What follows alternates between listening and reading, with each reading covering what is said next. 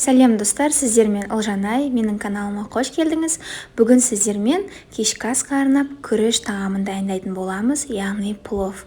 Өте дәмді болып шығады. Видеоны соңына дейін көріп, менімен дайындауға кеңес беремін. Ол үшін қажетті заттардың барлығы төменде описаниеде көрсетілген. Ең алдымен табамызды қыздырамыз, яғни қазанды.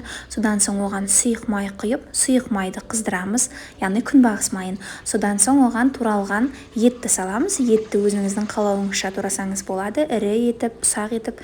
Мен ірілеу, яғни орташа размерде турадым. Содан соң оны бір қуырып аламыз да, астын баяуға қойып, қақпағын жауып, 5 минутқа оның қызарғанша, яғни қуырылуына қалдырамыз. Мінекей осылай қызаруы қажет. Содан соң оған пиязды саламыз. Пиязды мен осылай ұзынша жіңішке етіп турадым. Және де бір тіше сарымсақ, яғни чеснокты саламыз. Және де барлығын жақсылап тұрып араластырамыз. Тағы да оның бетін жауып, баяу отта 5-7 минутқа жуасы қызарғанға дейін қуыруға қалдырамыз. Жуа осылай қызарып, сарғыш түске еніп, осылай түс беруі қажет. Сол кезде күрішіңіздің түсіне ол әсер ететін болады, яғни әдемі түс шығады. Содан соң оған дәмдеуіштерді қосамыз. Мен осылай қара бұрыш қостым, және де паприка қостым. Содан соң куркуманы қостым. Куркума ол сары түс беру үшін, сол себепті оны кішкене қоссаңыз жарайды. Және де кумин, яғни зирадан осындай тек 2-3 ғана кусочек қостым.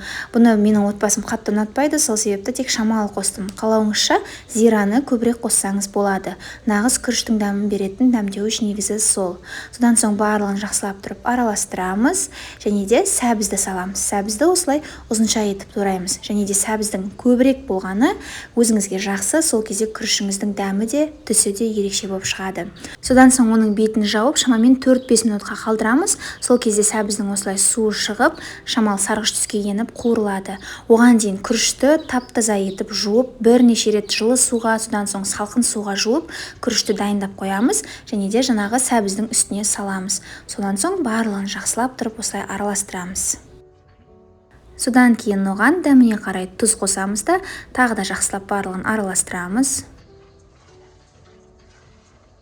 Және де осылай су қимай тұрып, мен оны 2-3 минут бойы газдың астын қатты ашып, араластырып тұру арқылы күрішті бір қуырып аламын. Сол кезде оның шашырауына да, және де түсіне де әсер етіп, әдемі болып шығады.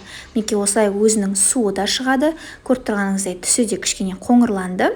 Осылай қақпағын ашып тұрып, шамамен бір 4-5 минут бойы қуырсаңыз, сол жеткілікті. Содан соң оған қайнап тұрған ыстық суды құямыз.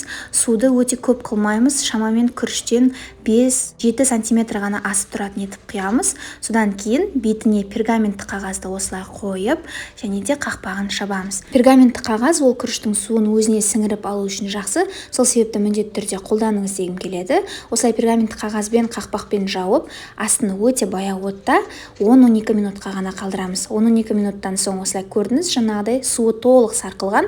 Қайтадан бірақ оның бетін жауамыз да, қайтадан 10-12 минутқа уже газдың астын сөндіріп қалдырамыз.